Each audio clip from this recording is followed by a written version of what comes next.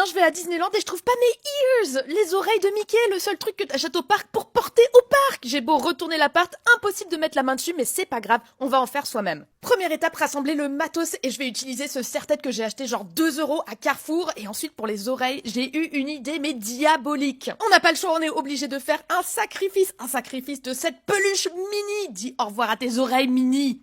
Bon, en vrai, c'est peut-être un peu extrême comme solution. Peut-être qu'on devrait prendre le temps de respirer et réfléchir et se dire qu'il y a peut-être un autre moyen. Genre par exemple utiliser cette boîte en carton.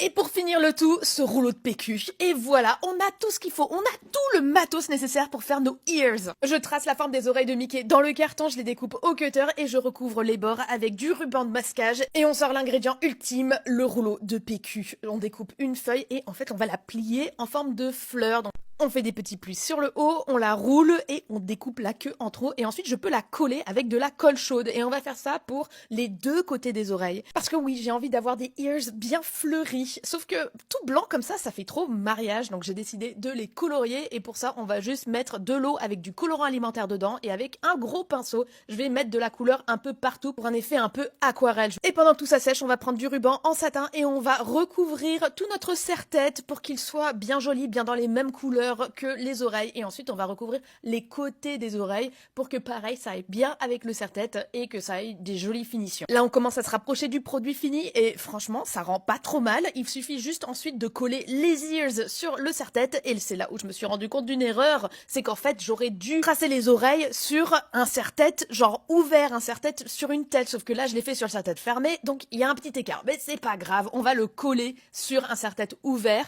en utilisant cette peluche de Stitch. Merci Stitch. Et on va coller ça avec de la colle chaude et tada!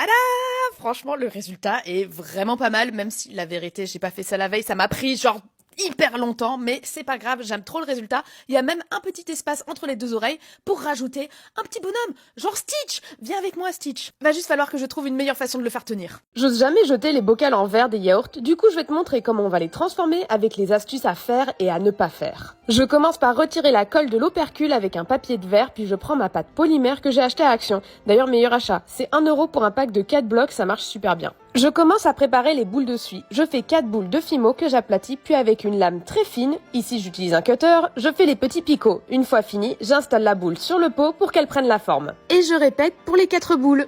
Puis on passe aux étoiles. Normalement les couleurs c'est rose, vert, jaune et blanc, mais je n'avais plus de blanc donc j'ai pris violet. Ici c'est pareil, je fais 4 petites boules que j'aplatis. Pour la forme des étoiles au début j'ai essayé de faire à la main mais c'était compliqué donc j'ai fait un pochoir avec du papier sulfurisé et un poinçon et c'était bien mieux. Je les installe sur le pot et je mets tout au four à 110 degrés pendant 30 minutes. Une fois le pot refroidi, je peux retirer les petites sculptures et le peindre ici en noir. Je peins également les boules de suie comme ma Fimo n'était pas de la même couleur et je les installe. Ici, le moment difficile, c'est de les remettre au bon endroit. J'ai peint les yeux avant de les installer, ce qui était une erreur parce qu'ils ne regardaient pas au bon endroit. J'ai dû limer la surface de la boule de suie et la repeindre. Donc il vaut mieux peindre les yeux après avoir installé les bouboules. Enfin, une fois tout collé, je finis avec une couche de vernicole pour tout sceller et c'est là où j'ai fait une erreur que je ne pouvais pas réparer.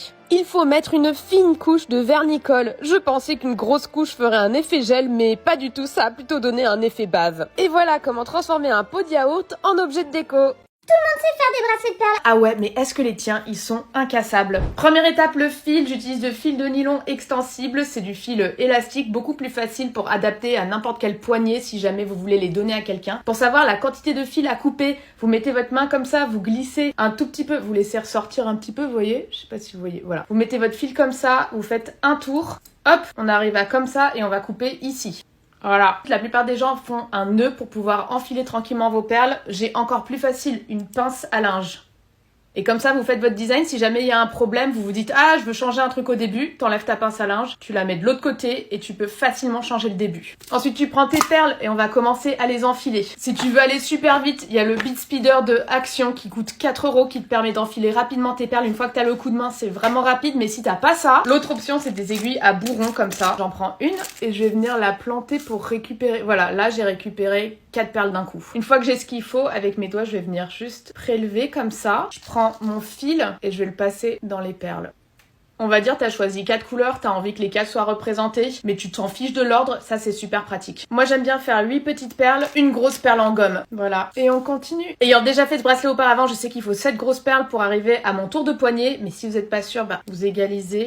et vous testez. Et quand c'est bon, on peut faire le nœud. Ça m'est déjà arrivé qu'un bracelet éclate en convention, c'est devenu une de mes phobies, donc on va faire un nœud indestructible. Je vais changer d'angle d'ailleurs pour vous montrer. On va les mettre l'un sur l'autre et on va passer 2 fois à l'intérieur. Voilà, vous avez un petit truc comme ça. Je mets mon doigt pour faire tenir et je refais la même chose. On passe 2 fois à l'intérieur du cercle qu'on vient de créer.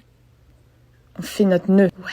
On prend une des extrémités et on va venir la placer dans une petite perle autour. Et on refait la même chose. Et voilà, votre nœud ne bougera plus, mais pour être extra sûr, on va rajouter un point de colle forte. Attention avec ça, ne vous collez pas les doigts. Un petit peu de colle.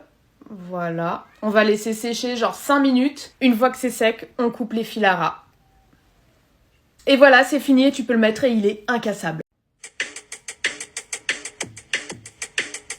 Je me suis fait taguer en masse sous cette vidéo, mais je suis prête à relever le défi. On va commencer par les Kirby, parce qu'il faut qu'ils sèchent.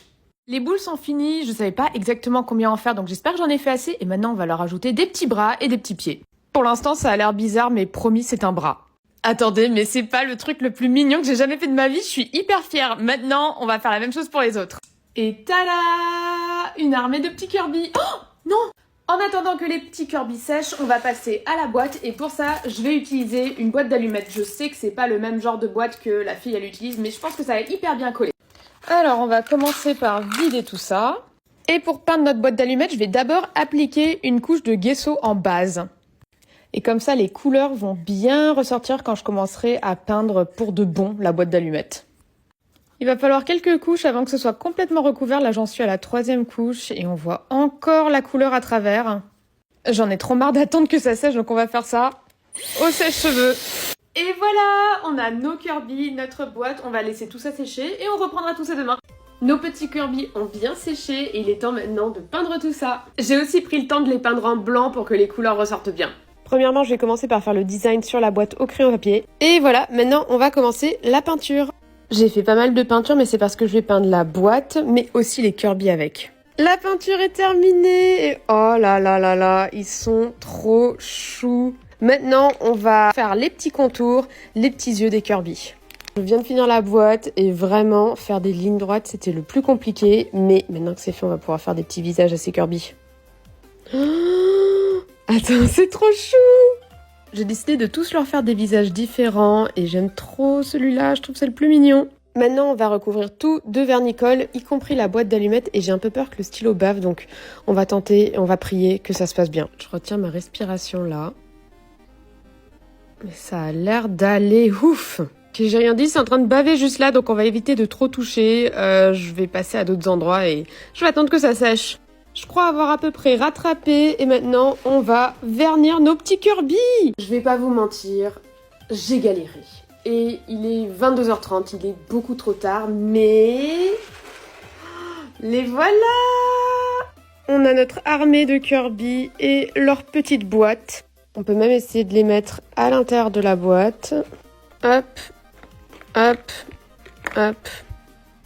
Et voilà, tout rentre. Et vous, vous en pensez quoi? Est-ce que vous trouvez que j'ai réussi ma boîte à Kirby? Ces poupées ont envahi mes pour toi et ça tombe bien, vous m'avez demandé un DIY avec peu de matériel et là il ne faut que du papier canson, des feutres et de la colle. Et si vous n'avez pas ça, je suis désolée tout le monde, je ne peux pas faire mieux. Avant de me lancer sur le papier canson direct, je commence par tout tracer sur une feuille de brouillon. J'ai vu plein de styles différents mais personnellement je vais séparer la tête, les bras et les jambes. Une fois que j'ai fini, je vais venir tout décalquer avec une feuille calque. Évidemment, vous n'êtes pas obligé de faire ça, c'est juste parce que je suis une grosse perfectionniste, mais vous pouvez mettre directement sur votre feuille de canson. Hein. Je passe aux couleurs, je vais utiliser les feutres à alcool de Action, que je ne recommande pas. Je les trouve assez nuls, mais je les ai achetés, donc je vais les utiliser, quoi. J'encre le dessin, je le découpe avec un cutter et on va passer à l'assemblage. Ok, premier truc, il y a ce petit triangle jaune là qui représente le col qu'on va venir coller directement derrière la tête. Ensuite, on va coller un rond de papier canson avec une tige dessus. Alors la tige, je l'ai faite en découpant une paille et il faut que ce soit bien collé, genre colle, j'ai mis du scotch aussi. C'est sur cette tige qu'on va enfiler les bras et les jambes, donc il faut que le trou sur les bras et les jambes puisse marcher. Ensuite, on va coller ce mécanisme sur la tête, on va rajouter les bras et les jambes et on va refermer avec un petit bouchon que j'ai fait aussi à partir de la paille découpée et d'un bout de papier canson. Et voilà, vous avez terminé, vous tenez votre poupée par le col et ses jambes et ses bras vont se balancer dans le vide. Est-ce que vous allez tenter ce DIY ?